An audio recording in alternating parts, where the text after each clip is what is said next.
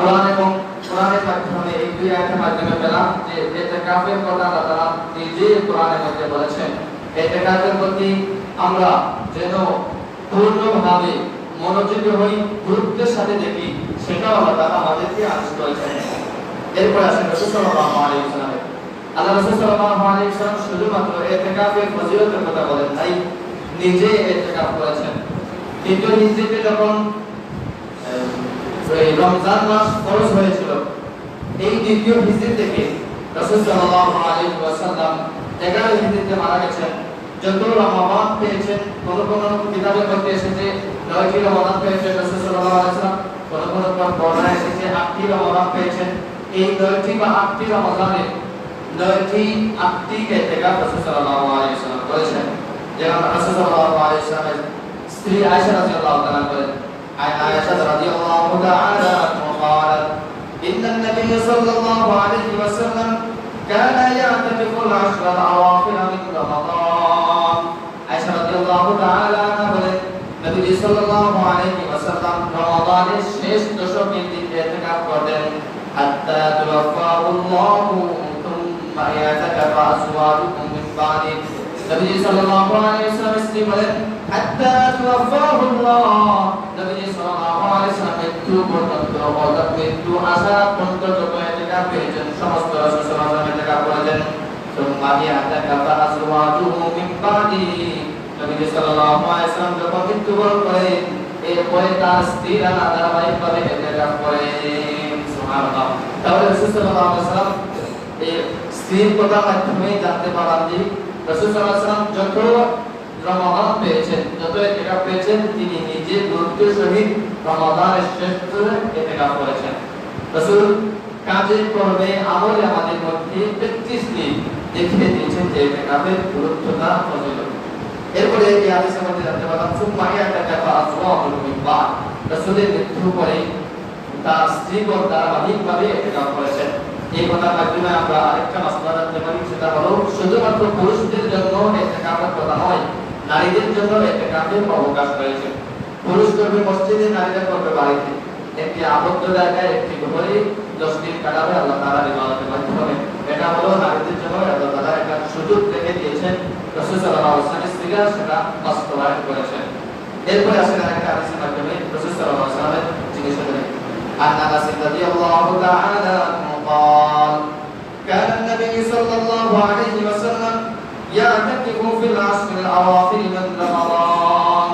রাসূলের খাদিম 10 বছরের খেদমত করেছিলেন। তিনি আনাস রাদিয়াল্লাহু তাআলা বলেন, নবী সাল্লাল্লাহু আলাইহি ওয়াসাল্লাম রমাদানের শেষ দশকে ইতিকাফ করতেন। ফালাম ইয়াতাকিফু আমান ফালাম্মা কানা ফিল আমিল মুকবিল ইয়াতাকাফা 20 নবী সাল্লাল্লাহু আলাইহি ওয়াসাল্লাম কোন রমাদানে 20 দিন ইতিকাফ করেছেন, কোন রমজানের শেষ দশকে ইতিকাফ করেছেন। সুবহানাল্লাহ। তাহলে একটু হাদিসের মাধ্যমে জানতে পারলাম রাসূল সাল্লাল্লাহু আলাইহি ওয়াসাল্লাম শেষ দশকে রমাদানের সময় ইতিকাফ করেছেন। আল্লাহ তাআলা আমাদেরকে ইতিকাফের ফজিলত অর্জন করার তৌফিক দান করুন। এখন আসেন ইতিকাফ যে আমরা করব, এই ইতিকাফের আদব আছে, এই ইতিকাফের নিয়মাবলী আছে। আমরা যে মসজিদে থাকবো, পবিত্রতা সহিত থাকবো এবং পাশাপাশি অন্তরে, মুখে, শরীরে, হাতে যা কিছু পবিত্রতার প্রয়োজন সেগুলো আমরা দেখা রাখি। যেহেতু এই মসজিদ পবিত্র, এটা সিজদার স্থান, রুকুর স্থান, জিকিরের স্থান, কোরআন তিলাওয়াতের স্থান, এই স্থানগুলোতে যেন আমরা নিজেরা মুখের মাধ্যমে, কথার মাধ্যমে, শরীরের মাধ্যমে যা কিছু অপবিত্রতা আছে আমাদের, সেগুলো থেকে নিজেদেরকে আমরা দূরে রাখতে চাই। রাসূল সাল্লাল্লাহু আলাইহি ওয়াসাল্লাম একটা হাদিসের মাধ্যমে আমরা জেনে নেই কোন কোন কাজ আমাদের করা লাগবে, কোন কোন কাজ আমাদের জন্য নিষেধ। রাসূল সাল্লাল্লাহু আলাইহি ওয়াসাল্লাম স্ত্রী আয়েশা রাদিয়াল্লাহু তাআলা বলেন, আনা আয়েশা রাদিয়াল্লাহু তাআলা قالت السنة على المعتكف ألا يعود مريضا ولا يشهد جنازة ولا يمس امرأة ولا يباشرها ولا يخرجها لحارب إلا لما لا بد منه ولا يعتكف إلا بصوم ولا يعتكف إلا في مسجد جامع।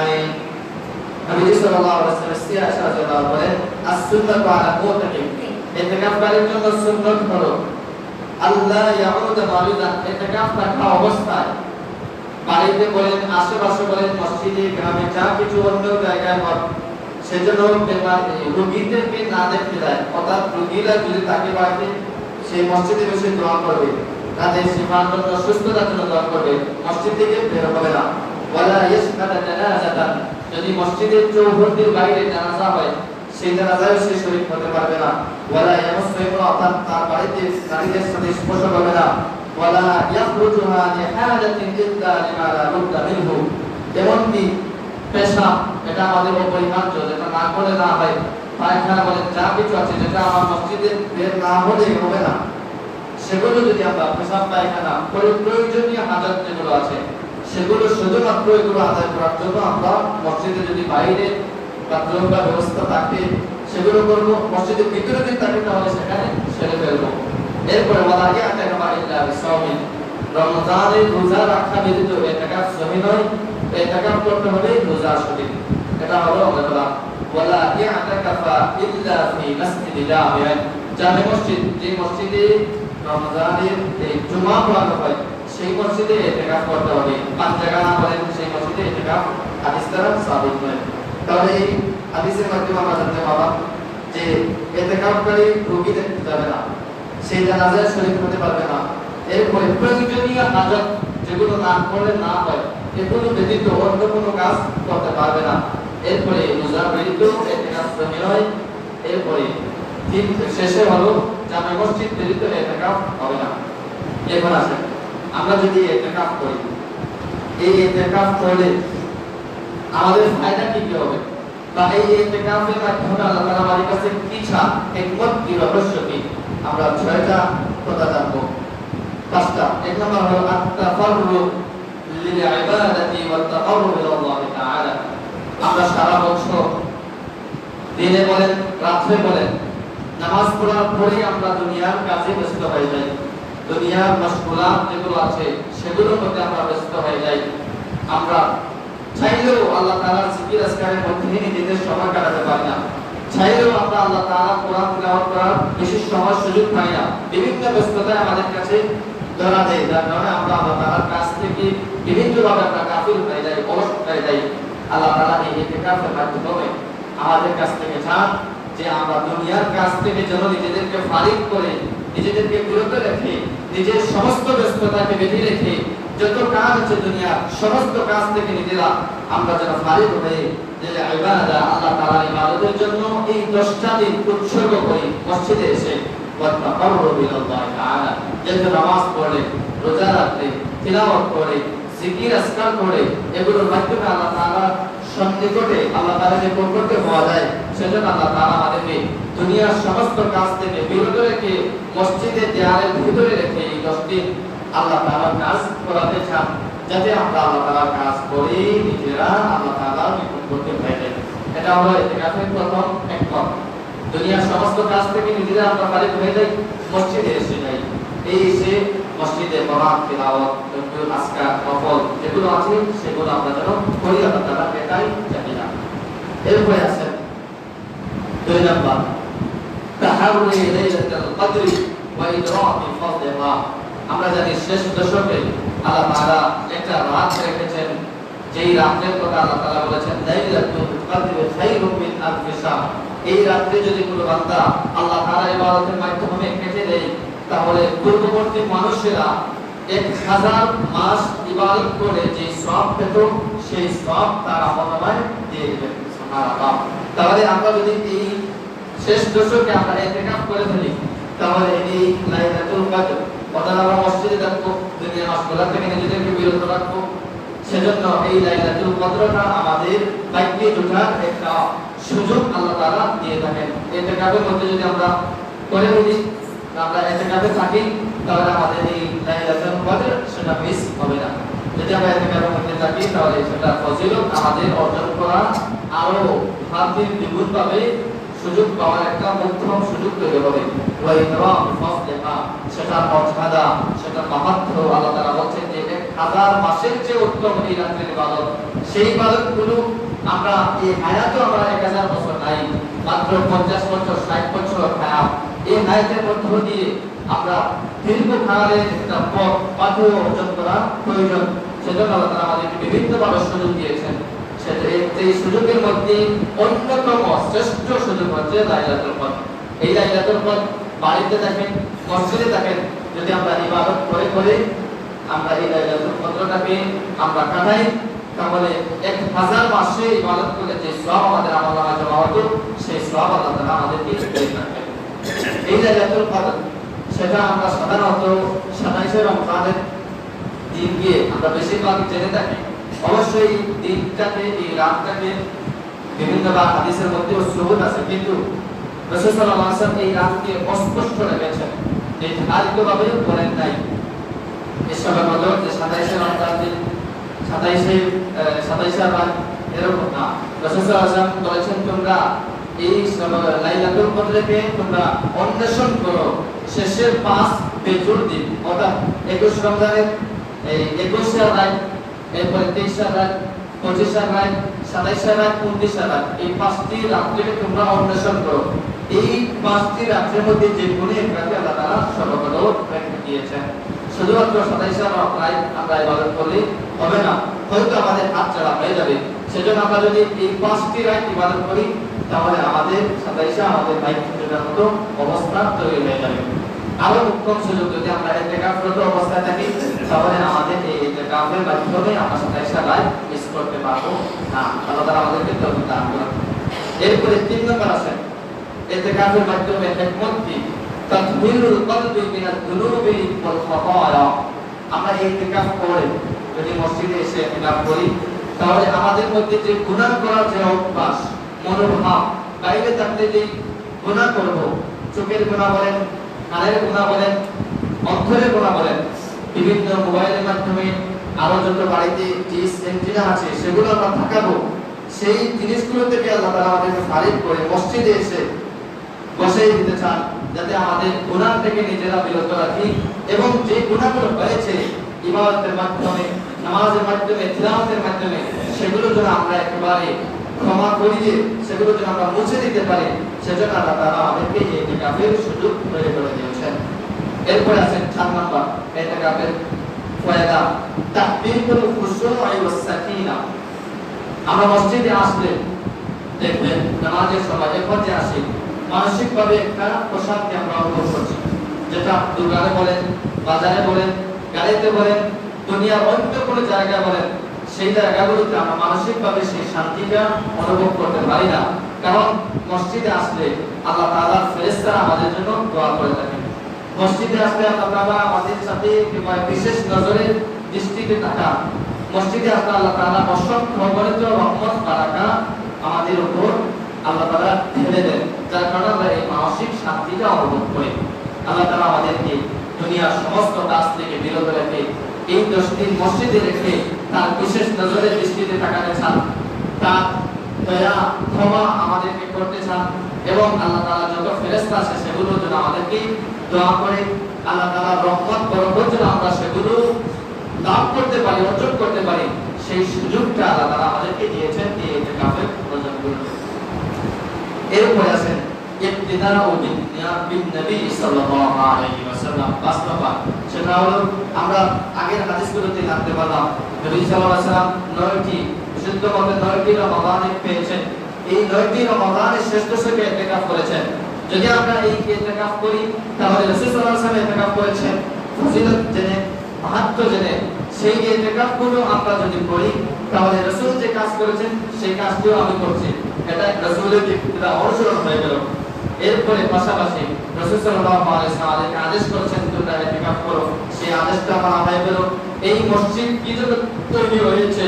আল্লাহ তাআলা কোরআনের মধ্যে বলেছেন এক জায়গায়, বলা আকিফিনা, আমার বান্দারা ইতিকাফ করবে, এইখানে বসে জিকির আজকার করবে, রুকু সিজদা করবে, সেই জায়গাগুলো আল্লাহ তাআলা আমাদের বলেছেন।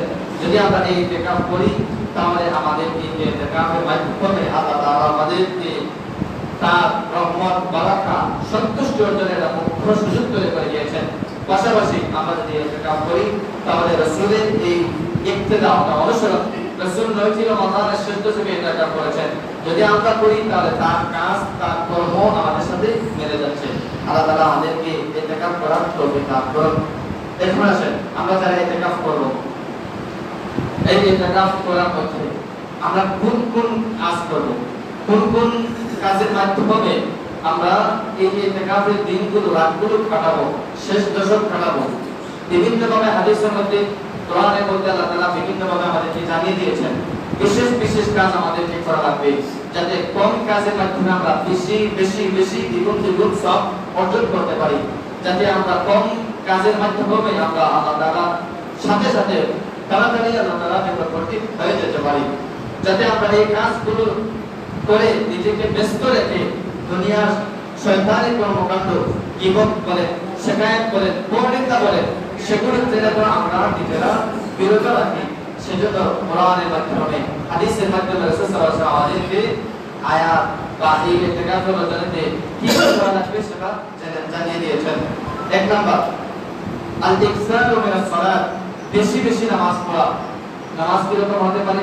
আমরা তো 5 ওয়াক্ত নামাজ আছে, ফজরের 4 রাকাত আছে, জোহরের 12 রাকাত আছে, সেগুলো আমরা আদায় করব ইতিকাফ থাকা অবস্থায়। এরপরে আসরের পূর্বের যে 4 রাকাত সুন্নাত আছে সেগুলো পড়ব, ফরজ পড়ব। মাগরিবের 7 রাকাত আছে, এশার নামাজ 12 রাকাত আছে, নফল সুন্নাত মিলে সেগুলো আমরা আদায় করব।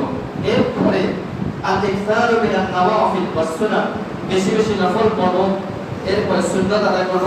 ওয়া খাসাতুন সালাতুল লাইল, অর্থাৎ রমাদানের শেষ দশকে যে 10টি রাত পেয়ে থাকবো, সেই 10টি রাতের শেষ রাতগুলোতে আমরা যেন তাহাজ্জুদ নামাজ পড়ে এই ইতিকাফের রজনীগুলোতে আল্লাহ তাআলা আমাদেরকে তৌফিক দান করুন। এরপরে আল খুশুউ ওয়া তাদাররু ফিস সালাত, সমগ্র মনোযোগের সাথে একাগ্রতার সাথে যেন আমরা এই নামাজগুলো পড়তে থাকি। ফরজ বলেন, সুন্নাত বলেন, নফল বলেন, সেই নামাজগুলো যেন আমরা পূর্ণ মনোযোগের সাথে খুশুর সাথে যেন আমরা আদায় করতে পারি। রাসূল সাল্লাল্লাহু আলাইহি ওয়াসাল্লাম সেগুলো তাকিদ আমাদেরকে দিয়েছেন। এরপরে 2 নম্বর হলো তিলাওয়াতুল কোরআন। আমরা যারা কোরআন তিলাওয়াত জানি, এই ইতিকাফের দিনে রাতগুলোতে যখনই সময় পাবো, যখনই অবসর টাইম পাবো, নামাজ ব্যতীত বা অন্য কাজ ব্যতীত, সেই সময়গুলোতে আমরা কোরআন তিলাওয়াতের মাধ্যমে যেন আমরা কাটাই। রাসূল সাল্লাল্লাহু আলাইহি ওয়াসাল্লাম বলেছেন, আব্দুল্লাহ ইবনে মাসউদ রাদিয়াল্লাহু আনহু বলেন, কোন ব্যক্তি যদি মান করা হারফান কিতাবাল্লাহ, কোন ব্যক্তি যদি কোরআন তিলাওয়াত করে, তাহলে তার প্রতিটি অক্ষরে, প্রতিটি শব্দে আল্লাহ তাআলা 10টি করে সওয়াব দিয়ে থাকেন। নবী এখন বলেছেন, যদি কোনো ব্যক্তি রমাদানে একটা অক্ষর করে, তাহলে 10টি নয় 70টি সওয়াব করে আল্লাহ তাআলা দিয়ে থাকেন। আল্লাহ তাআলা আমাদেরকে একটা সুযোগ দিয়েছেন, যদি আমরা ইতিকাফ করি তাহলে ইতিকাফের দিনগুলোতে, রাতগুলোতে আমরা বেশি বেশি কোরআন তেলাওয়াত করার চেষ্টা করব। এরপরে আসেন 3 নাম্বার আয-যিকরু ওয়া দুআ, বেশি বেশি জিকির। জিকির কিরকম হতে পারে? আল-ইকসারু মিন যিকরিল্লাহি তাআলা, বেশি বেশি আল্লাহ তাআলা জিকির, ওয়া তাসবিহ, তাসবিহ দ্বারা সুবহানাল্লাহ সুবহানাল্লাহ সহজভাবে শুদ্ধভাবে আমরা আদায় করতে হবে। সুবহানাল্লাহ সুবহানাল্লাহ, ওয়া তাহলিল, লা ইলাহা ইল্লাল্লাহ, লা ইলাহা ইল্লাল্লাহ, এগুলো আমরা বলবো। ওয়া তাকবীর, আল্লাহু আকবার, আল্লাহু আকবার, এগুলো আমরা বলতে থাকবো। এরপরে আলহামদুলিল্লাহ বলেন, লা হাওলা ওয়ালা কুওয়াতা ইল্লা বিল্লাহ, আস্তাগফিরুল্লাহ, আল্লাহুম্মা সাল্লি আলা মুহাম্মদ। এই জিকিরগুলো আমরা হাঁটতে, বসতে, চলাফেরায় যে সময় আছে সেগুলো আমরা করতে থাকবো। এরপরে দোয়া, বেশি বেশি আল্লাহ তাআলার কাছে দোয়া চাই। আল্লাহ তাআলা কোরআনে বলতে বলেছেন, রব্বানা আতিনা ফিদ দুনিয়া হাসানাতাও ওয়া ফিল আখিরাতি হাসানাতাও ওয়া কিনা আযাবান নার। হে বান্দারা, আমার কাছে চাও। কোন কোন দোয়া করবে আল্লাহ তাআলা আমাদেরকে বলে দিচ্ছেন, তোমরা দুনিয়ার কল্যাণ চাও, পাশাপাশি আখিরাতের কল্যাণ চাও, যাতে দুনিয়ার মধ্যে শান্তিতে জীবন বসবাস করতে পারো, আখিরাতেও তোমরা দীর্ঘস্থায়ী জান্নাত, চিরস্থায়ী সুখের দিন, সুখের ঠিকানা সেটারও উপযোগী হতে পারো। এরপর আল্লাহ রাব্বুল আলামিন বলেন, উদউনি আস্তাজিব লাকুম, তোমরা আমাকে ডাকো, আমি তোমাদের ডাকে সাড়া দিয়ে থাকবো, সাড়া দেব। সেজন্য আমাদের দায়িত্ব হলো আল্লাহ তাআলার কাছে চাওয়া, আল্লাহ তাআলাকে ডাকা, আল্লাহ তাআলাকে স্মরণ করা। আল্লাহ তাআলা আমাদের কাছে আছেন, আল্লাহ তাআলা আমাদের কথা শুনবেন, স্মরণ করবেন যদি আমরা স্মরণ করি। এরপরে রাসূল সাল্লাল্লাহু আলাইহি ওয়াসাল্লাম কিন্তু বলেন, ওয়াতাযাররু ইলা আল্লাহ তাআলা ওয়া সুআলিহি মিন ফাদলি আল-ইস্তিগফার ওয়া তাওবা মিনাল যুনুব। আমরা আল্লাহ তাআলা একেবারে নিজেকে মিটিয়ে গোলাম হিসেবে পরিচয় দিয়ে নিজেরা নেক আমলগুলো করতে থাকবো। পাশাপাশি ইস্তেগফার করব এবং পূর্ববর্তী যত গুনাহ আছে সেই গুনাহগুলো থেকে নিজেদেরকে বাঁচানো, নিজেদেরকে মুক্ত করার জন্য, গুনাহগুলো ক্ষমা করার জন্য আল্লাহ তাআলার কাছে বেশি বেশি করে কান্নারত অবস্থায় ক্ষমা চাইব। আল্লাহ না জেনে না বুঝে কবিরা গুনাহ করে ফেলেছি, সগীরা গুনাহ করে ফেলেছি, প্রকাশ্য গুনাহ অপ্রকাশ্য গুনাহ, চোখের নাকের শরীরের অঙ্গ প্রত্যঙ্গের মাধ্যমে তোমার নাফরমানি করে ফেলেছি। আল্লাহ একটা সুযোগ দিয়েছে এতেকাফে বসা, এই এতেকাফের মাধ্যমে যেন আমার গুনাহগুলো মাফ করে পূর্ণভাবে নিষ্পাপ অবস্থায় ঈদের চাঁদ দেখার পরে যেন আমি মসজিদ থেকে বের হতে পারি, সেই তৌফিক সেই কামনা আমাকে দান করো।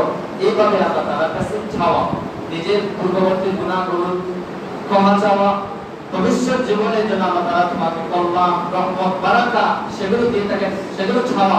এরপরে দুনিয়ার মধ্যে আমরা মানুষ হিসাবে, বান্দা হিসাবে বিভিন্নভাবে আমরা বিভিন্ন সমস্যায় জর্জরিত, সেগুলো আল্লাহ তাআলার কাছ থেকে আমরা নিজেরা কল্যাণ চেয়ে আল্লাহ তাআলার কাছ থেকে আমরা নিয়ে নিব। এরপর আছেন 4 নম্বর আত-তাফাক্কুর ওয়া তাদাব্বুর। তাফাক্কুর মানে চিন্তা, গবেষণা করা, ভাবা, নিজের হৃদয়ের মধ্যে নিয়ে আসা, হাসিল করা, সেটা হলো তাদাব্বুর। এটা যে কি শব্দ, কি নিয়ে ভাববো, কি নিয়ে গবেষণা করবো? আত-তাফাক্কুর ফি খালকিল্লাহি ওয়া আযমাতি।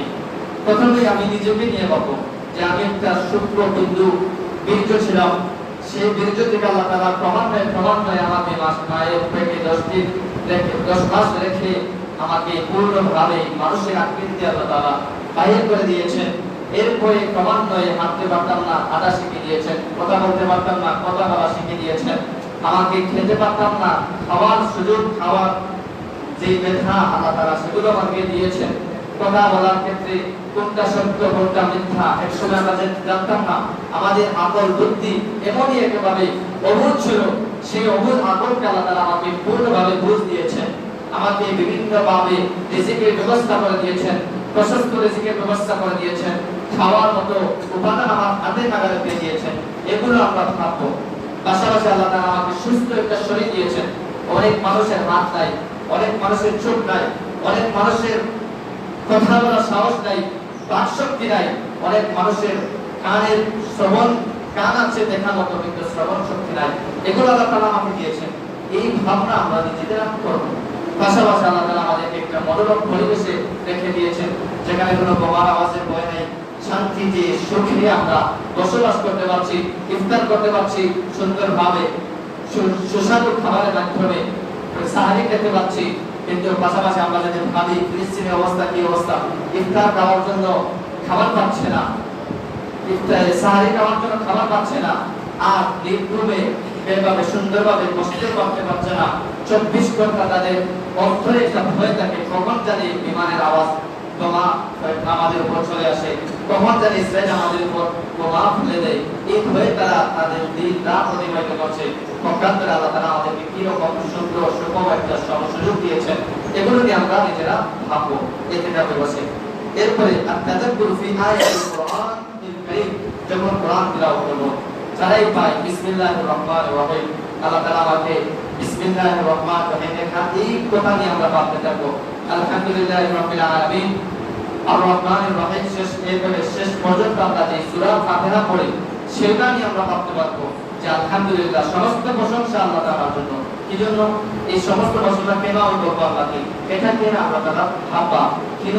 আর রহমানির রহিম, তিনি রহমান পরম দয়ালু, মহান রব আল্লাহ এবং মালিক ইয়াউমিদ্দিন, যে সময় সমস্ত ক্ষমতা সব কিছু একেবারে বেঁচে যাবে, সমস্ত ক্ষমতাশালীদের সমস্ত রাজত্ব একেবারে ধ্বংসে স্তূপে পরিণত হয়ে যাবে। কিয়ামতের দিন কারো কথা বলা, কথা শোনার কোনো সুযোগ থাকবে না। একমাত্র আল্লাহ তাআলা সেদিন সমস্ত ক্ষমতাদের সামনে আল্লাহ তাআলা বিচার ফয়সালা করবেন। এটা নিয়ে আল্লাহ তাআলা আমরা ভাববো। এরপর নামাজে বলি ইয়্যাকা না'বুদু ওয়া ইয়্যাকা নাস্তাঈন, হে রব আমাকে তোমারই আমরা ইবাদত করি। তোমার ইবাদত কি? নামাজ পড়ি, জিকির আজকার করি, যত হুকুম আছে সমস্ত হুকুম তোমার আদায় করার চেষ্টা করি। তুমি আমাদেরকে আরো তৌফিক দাও যাতে তোমার আরো পূর্ণভাবে তোমার হুকুমগুলো আদায় করতে পারি। পাশাপাশি আল্লাহ তাআলার কাছে রহমান যে আমরা প্রথমেই বলে থাকি আলহামদুলিল্লাহ, সমস্ত প্রশংসা আল্লাহ তাআলা, এটাও আমরা শুকর আদায় করবো। কি জন্য? আল্লাহ তাআলা আমাদেরকে মুসলমানের ঘরে জন্ম দিয়েছেন। যদি আজ হিন্দুদের ঘরে, যদি অন্য ধর্মাবলম্বীদের ঘরে আমাদেরকে আজ জন্ম দিয়েছেন, তাহলে আমরা মসজিদে আসার মতো সুযোগ পেতাম না, রমজানের রোজাগুলো রাখার তৌফিক পেতাম না। আমরা মসজিদ মন্দিরে গিয়ে আমরা সিজদা করতাম, মন্দিরে গিয়ে আমাকে জন্ম দিয়েছেন, ইবাদত করার তৌফিক দিয়েছেন, রোজা রাখার তৌফিক দিয়েছেন। আমারই মতো অনেক মানুষ রোজা রাখতে পারছে না, নিজের ইচ্ছায় কত অসুস্থতার কারণে আল্লাহ তাআলা আমাকে সুস্থ রেখে দিয়েছেন, সুস্থ মনের অধিকারী, সুস্থ মনের অধিকারী আমাকে তৈরি করে দিয়েছেন। এইভাবে আমরা নিজেরা ভাববো। এরপরে আসেন আত-তাফাক্কুর ফি হালিল মুসলিমিন আহওয়ালিহিম।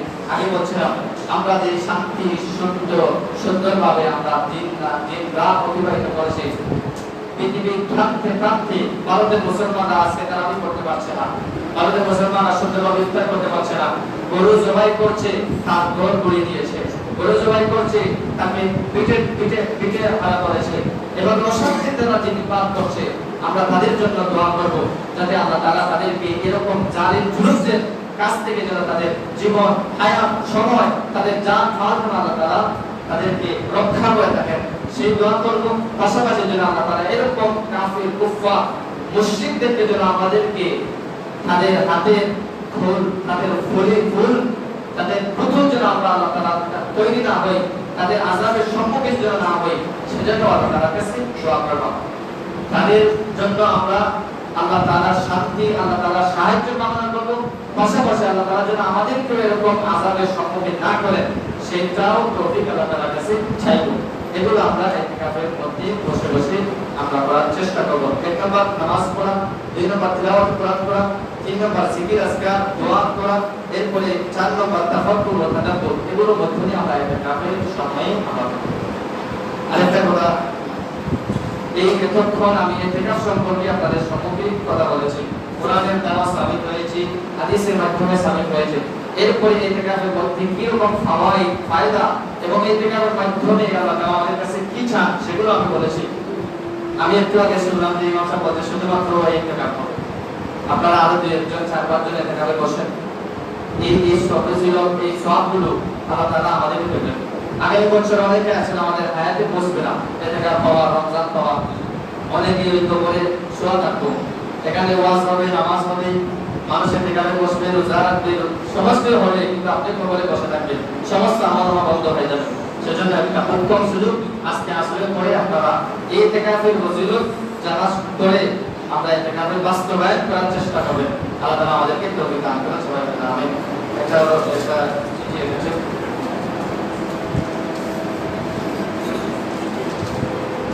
দিনাজপুর মাওলানা আব্দুল করিম রহমাতুল্লাহ আলাইহি তাকে মাদ্রাসা মায়ের রমজানের বিশেষ আবেদন, সেটা হলো তারা আপনাদের